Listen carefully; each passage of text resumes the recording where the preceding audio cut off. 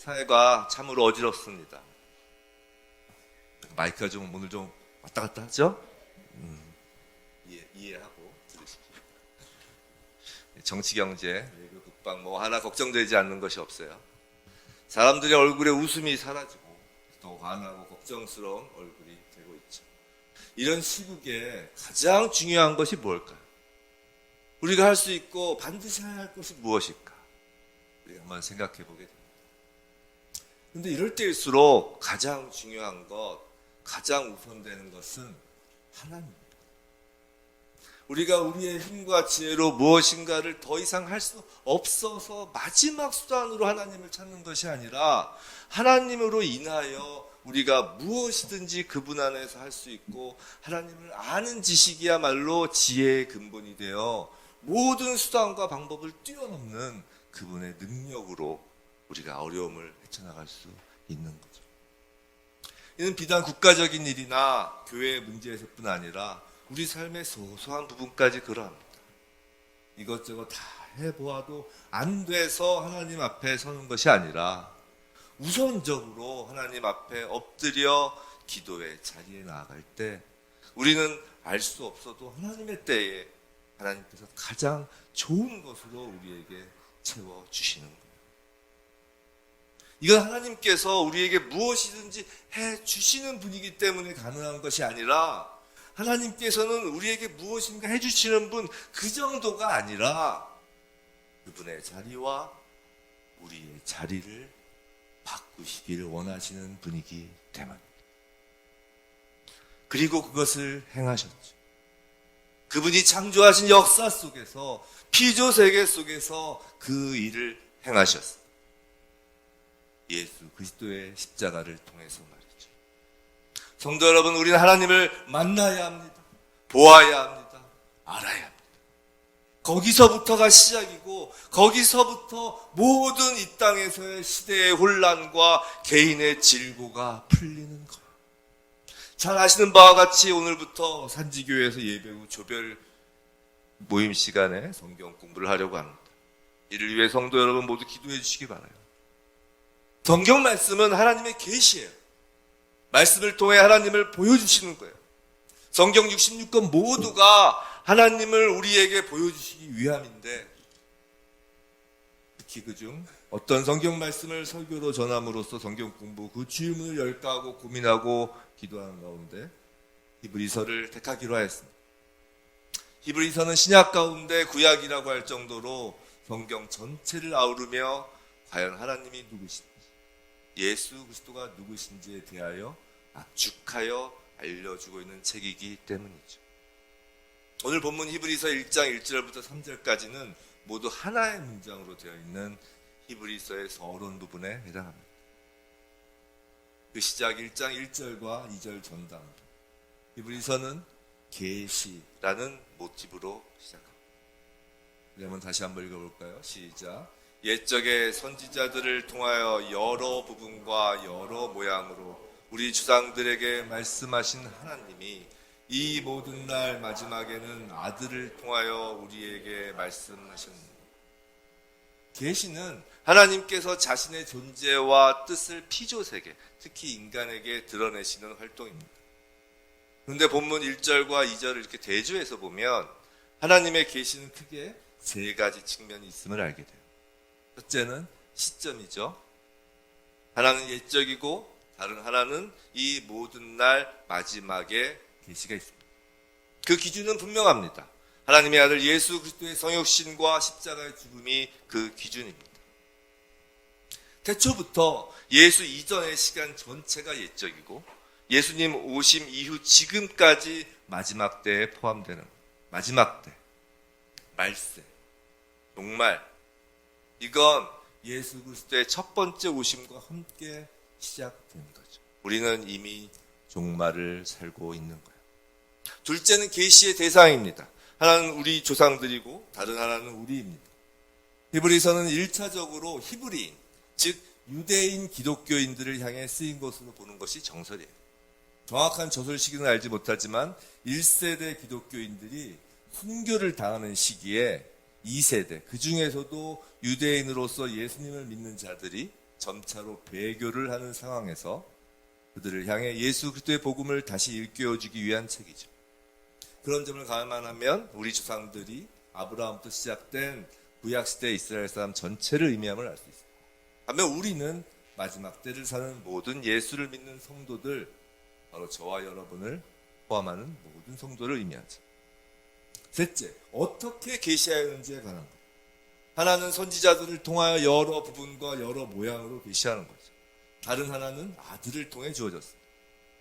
여기서 선지자들은 비단, 이사야, 에레미야, 에스겔과 같이 하나님이 특별히 선택한 그 선지자들만 뜻하는 것이 아니라 아브라함이나 모세, 다윗과 같이 하나님의 말씀을 친히 받았으며 또 그 말씀을 사람들에게 전한 자들까지 모두를 포함하는 말입니다. 구약 전체가 선지자들을 통한 신적 계시의 결과입니다. 또한 여러 부분이라고 하는데 이 여러 부분이라는 헬라어 원어는 여러 번, 자주, 몇 번이나 라는 의미를 갖고 있어요. 이건 하나님께서 구약 시대에 단 한 번 계시를 주신 것이 아니라 기회가 있을 때마다 시대마다 계시를 주신 거라는 거죠. 하나님은 선지자들에게 한 번에 모든 것을 쏟아 부어주시지 않습니다. 인간의 본질적인 한계까지도 하나님은 너무도 잘 아시고 맞춤형으로 계시하시는 거죠. 그 시대에 필요한, 그 시대가 이해할 수 있도록 하나님의 뜻을 드러내셨죠. 또 여러 모양으로 계시하셨습니다. 하나님께서 여러 가지 다양한 방법으로 말씀하셨다는 거예요. 즉 꿈, 환상, 음성, 내적 감동, 천사들, 역사적 사실 등 다양한 방법들을 통하여 선지자들에게 계시하셨고 그들로 하여금 하나님의 뜻을 알리도록 하신 거죠. 옛적 계시가 여러 부분과 여러 모양으로 계시되었다는 것은 계시를 담당한 선지자 각자의 한계, 그 언어적 한계, 인간 능력으로서의 한계가 있었음을 의미합니다. 그런데 하나님께서는 그 한계성을 뛰어넘어 마지막 때에 완전한 계시를 하시죠. 바로 아들을 통해서 말입니다. 아들을 통하여 우리에게 말씀하시니 라고 합니다. 바로 그 아들이 곧 완전한 한계가 없는 하나님 계시의 완성이신 겁니다. 예수 그리스도의 인격과 예수 그리스도의 사역, 예수 그리스도의 교훈과 예수 그리스도가 하신 말씀과 행동 전체가 하나님의 계시이며 십자가에 죽으시고 부활 승천하신 일이 계시의 핵심이 됩니다. 지난주 설교에서 말씀드렸죠.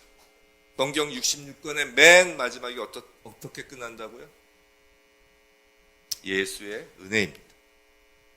요한계시록 맨 마지막 장, 맨 마지막 절, 예수의 은혜로 끝나죠. 구약시대의 모든 말씀은 선지자도 여럿이고 또 부분과 모양도 여럿이지만 이 모든 것은 마치 나침반의 바늘이 한 곳을 가리키고 있는 것처럼 한 곳을 가리키고 있는 거예요. 바로 예수입니다. 구약은 오실 예수님을, 신약은 오신 예수님을, 그리고 계시록까지 다시 오실 예수님을 말씀하시는 거예요. 성경 66권은 모두가 오직 한 방향을 가리키며 그 방향 끝에는 예수님이 계십니다. 성도 여러분, 우리 삶은 방향이 있어요. 보통 인생을 항해에 비유하곤 하죠. 그런데 항해하기 위해서는 나침반이 있어야 합니다. 캄캄한 어두움에도 폭풍과 바람이 쳐도 나침반이 향하는 곳으로 나아가야 항해는 성공합니다. 그런데 만일 나침반이 없거나 잘못된 나침반을 사용한다면 우리의 인생이란 항해는 무의미한 것이 되고 맙니다. 하나님 말씀은 바로 그 나침반과 같습니다. 그 나침반은 단 한 치의 오차도 없이 정확하게 한 방향을 가리킵니다. 바로 예수 그리스도입니다. 그 말씀이 향하는 곳으로 우리 인생 항해 전체가 향하여야 하는 겁니다. 이건 그리스도인으로서, 성도로서 가장 중요한 겁니다. 우리 인생이 예수를 향하여 있다는 건 단순히 착하게 산다는 것, 사랑이 많은 사람으로 사는 것 정도가 아닙니다. 우리의 영혼육, 우리의 이성, 지성, 감성, 생각, 선택, 그리고 우리를 둘러싼 모든 것, 가정, 직장, 학교, 일터, 인간관계 등 모든 것의 방향이 오직 한 곳, 예수 그리스도를 향하여 있어야 한다는 겁니다. 예수 그리스도의 그 인격, 교훈, 사역, 말씀, 행동, 십자가와 부활 승천, 즉 하나님의 완전한 계신 그분께 우리의 모든 것이 맞추어져 있어야 한다는 거예요. 성령님은 그 예수님이 누구신지를 우리에게 알려주시기 위해 보내신 겁니다. 간절히 성령의 도우심과 임재 교통하심을 구하여야 합니다. 우리의 영혼, 육, 이성, 지성, 감성, 생각, 행동을 성령을 통하여 예수님께 향할 수 있도록 간절히 기도해야 합니다. 특히 지금처럼 혼란스러운 시대, 어지러운 개인의 삶 가운데에선 더욱 이것이 우선되고 절실한 거예요. 우리 모든 것의 방향이 예수님을 향하고 있을 때, 그때서야 내가 원하는 것이 하나님께서 원하는 것이 되길 바라는 그런 기도 수준이 아니라 하나님이 원하시는 것을 이루어달라는 기도를 하게 되는 것이고, 그 기도를 통해 아들로 계시된 하나님의 말씀이 내 삶 가운데 역사하는 거예요. 생각해 보세요. 우리들 각자의 이름으로 기도하는 것이 아니죠. 오직 예수 그리스도의 이름으로 기도하는 거예요. 그럼 예수 그리스도의 이름이 무언가요? 마치 부적이나 주문 같은 건가요? 아니에요. 예수는 바로 하나님의 말씀, 그 계시 그 자체이신 거예요. 아마 우리가 기도할 때 말씀을 붙잡고 기도하라 라는 이야기를 많이들 들어보셨을 거예요. 예수님의 이름으로 기도한다는 건 하나님의 가장 완전하고도 최종적인 말씀이신 예수님을 붙잡고 기도하는 거예요. 내 삶이, 내 기도의 내용과 결과가 예수님의 그 인격, 예수님의 가르침, 사역, 모든 행동과 십자가와 부활이 되도록 기도하는 거예요. 결코 추상적이거나 뜬구름 잡는 것이 아닙니다. 오히려 우리가 인간적으로 원하는 방향이 헛된 거예요. 잘못된 나침반이라. 그런데 예수님을 잘 모르겠다고 합니다. 그건 성경 말씀을 보지 않으니까 모르죠. 들은 말씀대로 순종하지 않으면서 모른 척 하기도 합니다. 그래서 말씀을 읽고 묵상하며 말씀을 들어야 하는 거예요. 말씀대로 행하려고 애써야 하는 겁니다. 부디 히브리서 말씀을 통해 우리 모두의 방향이 제대로 서기를 주님의 이름으로 축원합니다. 오늘 본문 히브리서의 서문에서는 또 하나님의 최종 계시인 아들에 관하여 핵심적인 내용을 요약하여 알려주고 있죠. 첫째로 예수님은 하나님과 함께 창조하시고 만유의 상속자가 되시는 분입니다. 본문 2절 후단 부분이죠. 우리 함께 읽겠습니다. 시작. 이 아들을 만유의 상속자로 세우시고 또 그로 말미암아. 예수님은 만유의 상속자이십니다. 만유예요. 일부분이 아니라고요. 빌립보서 2장 10절 하늘에 있는 자들과 땅에 있는 자들과 땅 아래에 있는 자들로 모든 무릎을 예수의 이름에 꿇게 하시고, 에베소서 1장 22절 또 만물을 그의 발 아래에 복종하게 하시고 그를 만물 위에 교회의 머리로 삼으셨느니라. 예수님은 만물을 구원하심으로 만물의 주가 되시고 만물을 다스리시며 만물을 상속하신 것입니다. 근데 유일하신 하나님의 아들이신 예수님은 태초부터 하나님께서 지으신 천지 만물에 대한 그 소유권과 통치권을 부여받으셨죠. 더욱이 하나님과 함께 천지를 창조하셨습니다. 히브리서 11장 3절 이런 말씀이 있습니다. 믿음으로 모든 세계가 하나님의 말씀으로 지어진 줄을 우리가 알아요. 모든 세계가 하나님의 말씀으로 지어졌습니다. 근데 요한복음에서 이런 말씀이 있죠. 태초에 말씀이 계시니라. 이 말씀이 하나님과 함께 계셨으니 이 말씀은 곧 하나님이시니라. 그가 태초에 말씀과 함께 계셨고, 말씀과 하나님을 좀 분리해서 얘기를 하죠. 함께 계셨다는 거니까요. 만물이 그로 말미암아 지은 바 되었으니 지은 것이 하나도 그가 없이는 된 것이 없느니라. 이 요한복음에 의하면 태초에 말씀이 계시고 하나님과 함께 계셨으며 만물이 그 말씀으로 지은 바 되었다고 합니다. 그리고 요한복음 1장 14절에서 말씀이 육신되어 우리 가운데 거하심에 우리가 그의 영광을 보니 아버지의 독생자의 영광이요 은혜와 진리가 충만하다. 그 말씀이 육신되어 우리 가운데 거하신, 바로 그분이 하나님 아버지의 독생자 예수 그리스도이십니다. 예수님께서 인간의 죄를 대속하기 위해 이와 같은 신적 영광을 버리고 얼마 동안 사람이 되시기까지 낮아지셨죠. 그러나 대속 사역을 성취하신 후 부활 승천하셔서 다시 본래 신적 영광의 자리에 오르시고 만물이 그 앞에 복종케 하십니다. 둘째, 예수님은 하나님의 영광의 광채시요 그 본체의 형상이십니다.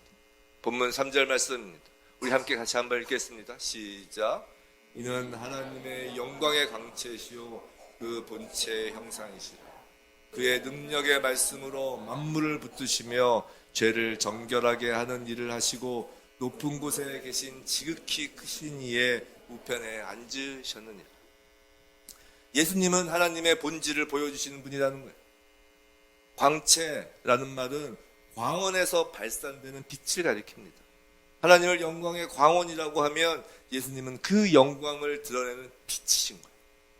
요한복음 1장 9절로부터 12절, 1장 9절 참빛, 곧 세상에 와서 각 사람에게 비추는 빛이 있었나니.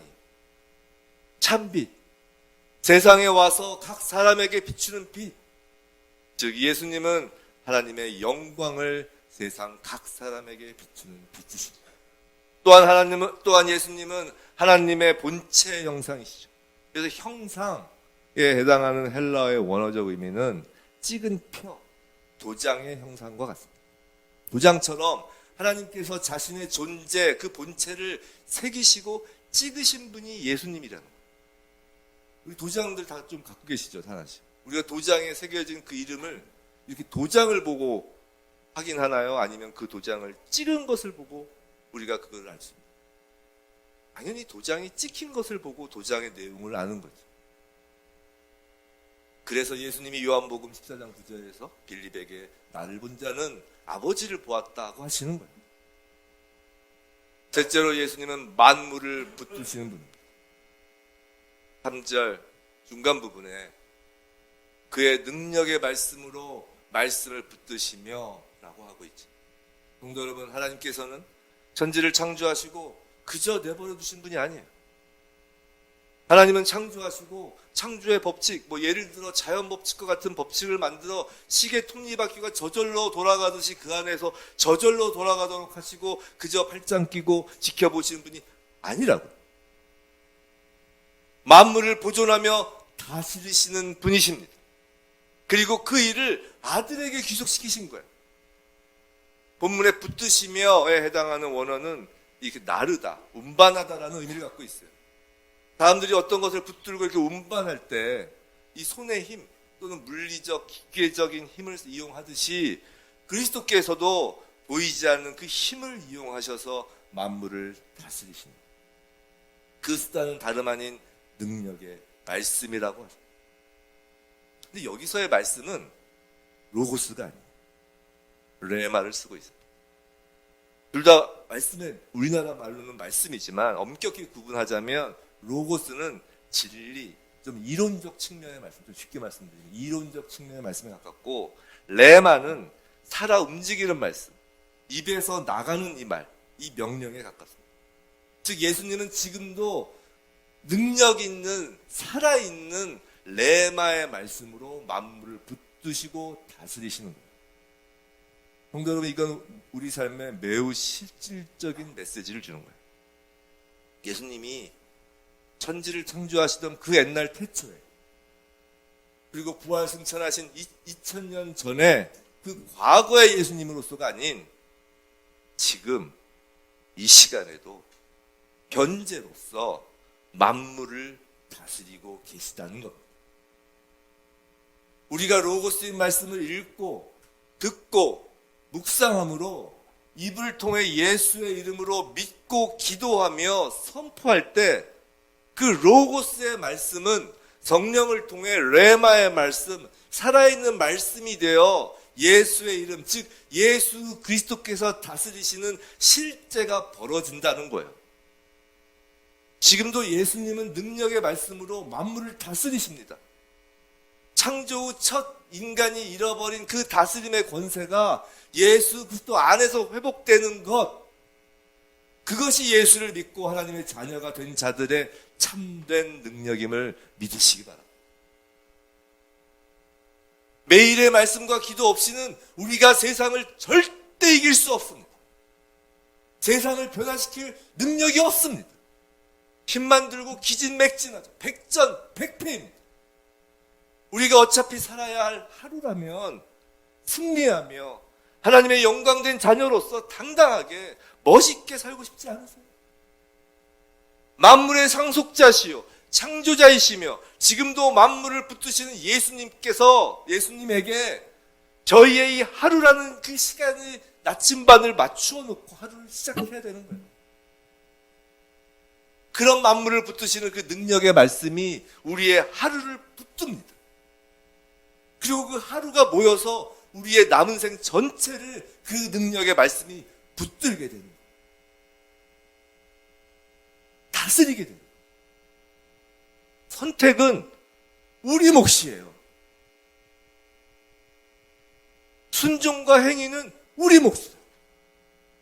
매일 말씀을 읽고 묵상하며 기도하는 것으로 하루를 시작할지 말지 말입니다.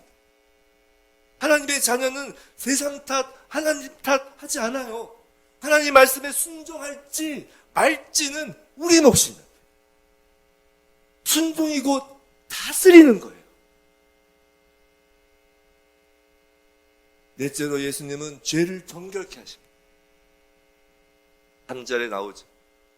죄를 정결하게 하는 일을 하시고 라고 합니다. 그리스도께서 성육신하신 목적을 보여주죠. 구약에서 죄를 정결하게 하는 일을 담당하였던 것은 구약의 제사였죠. 그런데요, 히브리서의 핵심 주제는 그리스도께서 완전한 대제사장이심을 증거하는 겁니다. 이게 히브리서의 핵심 주제예요. 대제사장이란 말은 히브리서에서 나옵니다. 히브리서 9장 11절. 우리 한 목소리 읽어볼까요? 시작. 그리스도께서는 장래 좋은 일의 대제사장으로 오사 곧 이 창조에 속하지 아니한 더 크고 온전한 장막으로 말미암아 염소와 송아지의 피로 하지 아니하고 오직 자기의 피로 영원한 속죄를 이루사 단번에 성소에 들어가셨느니라. 성도 여러분, 이것이 독생자 그리스도께서 완전한 인간으로 저희에게 오신 이유입니다. 우리 하나님께 참으로 많은 것을 구하죠. 여러 종류의 이 땅에서 사는데 필요한 것을 구합니다. 또한 힘들고 어려운 가운데 많은 탄식과 눈물을 기도로 올립니다. 그런데 하나님께서 주시는 것은 그 간구와 기도의 응답 정도가 아니라 바로 하나님 자신, 독생자 그리스도를 주시는 거예요. 그분은 대제사장으로 자신의 몸을 스스로 찢으시고 피를 흘려 단번에 영원한 속죄를 이루십니다. 이건 무언가를 주시는 정도가 아니라 우리와 예수 그리스도의 자리를 맞바꾸신 거예요. 인간의 이기심, 자기의 죄성으로는 도저히 이해할 수 없는 거예요. 생각해 보세요. 어느 날 한 나라의 왕이 그 나라에서 이제 사형에 처해질 죄수의 형 집행 현장에서 왕의 보좌에서 내려와 그 죄수를 자신의 보좌에 앉히고 자신이 형 집행을 당한다고. 그게 인간의 이성, 지성, 감성, 생각으로 가능한 일일까요? 근데 하물며 같은 피조물이 아닌 창조주이신 하나님께서 그 보좌를 버리고 그 집행을 받으시려고 오신 거죠. 성도 여러분, 우린 단 한 사람의 예외도 없이 하나님 나라에서 사형에 처해질 죄수예요. 남녀노소 누구를 막론하고 말합니다. 그런데 하나님 나라 왕이 그 보좌에서 내려오신 거예요.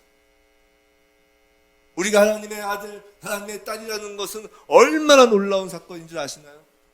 바로 하늘 보좌 우편에 앉으신 그분이 자신의 자리를 우리에게 내어주시고 이렇게 자리를 바꾸기 위해 이 땅에서 인간으로 십자가를 지신 사건입니다. 그리고 다섯 번째, 예수님은 하나님의 우편에 앉아 계십니다. 이 우편은 위엄과 영광의 자리를 상징하죠. 아버지의 아들이 앉는 자리예요. 예수님은 하나님의 구약의 모든 말씀을 성취하십니다. 바로 십자가 대속 사역을 성취하시죠. 그리고 부활 승천하셔서 본래의 자리, 신적 영광의 자리를 회복하십니다. 히브리서 12장 2절에 나와요. 믿음의 주여 또 온전하게 하시는 이인 예수를 바라보자. 그는 그 앞에 있는 기쁨을 위하여 십자가를 참으사 부끄러움을 개의치 아니하시더니 하나님 보좌 우편에 앉으셨느니라. 하나님 보좌 우편에 앉으시는 거예요. 그런데요, 그 자리는요, 우리도 함께하는 거예요. 예수님께서 아들의 자리를 내어주셨다니까요.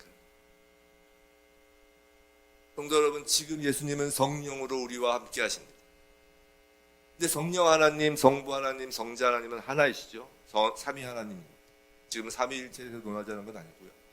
지금 비록 우리의 육신은 여전히 이 땅에 있지만 성령을 통하여 저와 여러분은 예수 그리스도와 함께하는 것이고, 우리의 신분 정체성은 이미 하나님 보좌 우편에 그리스도와 함께하는 자인 거라고요. 또 우리가 코에 호흡이 닿으면 육신은 흙으로 돌아가지만 우리의 영은 그리스도와 함께 그분의 보좌에 있는 거죠. 예수님께서 다시 오시는 날 그 육신이 부활하여 계속 그리스도와 함께 하는 거예요. 간단하게 말씀드려서 육신이 살아서 예수를 믿고 그를 영접하면 영이신 예수 그리스도와 함께 이 땅에서 하나님의 아들, 딸 신분으로 사는 것이고, 육신이 죽으면 영으로 하나님 보좌 우편에 부활하신 예수님과 함께하는 것이며, 재림의 때 육신까지 부활하여 예수님과 함께하는 거라고. 그러니 우리에겐 예수 안에서 언제나 산자가 되는 거예요. 그것도 하나님 자녀로서 말이죠. 성도 여러분, 우린 사는 것이 다 힘듭니다. 예수를 믿음에도 힘들어요. 그거 솔직히 맞아요. 아직 이 땅에 우리의 육신이 남아있기 때문입니다. 정말로 힘들고 앞뒤 좌우가 모두 막힌 것 같을 때 가끔 하늘을 보세요. 우리의 눈물 사이로 보이는 하나님의 우편에 앉으신 예수님을 보세요. 그것이 실존하는 우리의 본향이라. 우리 모두는 하나님의 자녀이니 그곳 아버지의 집이 우리의 본향이잖아요. 힘이 들면 고개가 숙여져요. 더욱 땅만 보게 됩니다. 고개를 들 힘도 없죠. 그래도 힘을 내서 하늘을 올려보세요. 그리고 하나님의 아들 예수 그리스도시여 나를 불쌍히 여기소서. 하나님의 아들 예수 그리스도시여 우리 가정을, 일터를, 교회와 나라를 불쌍히 여기소서라고 그리스도를 구하세요. 모든 것을 예수 그리스도의 이름에 초점을 맞추세요. 아버지 되시는 하나님께서 성령을 주십니다. 가장 좋은 성령을 주세요. 우린 예수님과 함께하는 거라. 그리고 성령을 통하여 예수 그리스도의 그 능력의 말씀을 들어보세요. 지금 너의 자리에 내가 있다. 나와 자리를 바꾸지 않으려. 이라는 그 음성을 들으세요. 너의 눈물의 자리에 내가 앉으니 이제 자리를 바꾸자 라고 하십니다.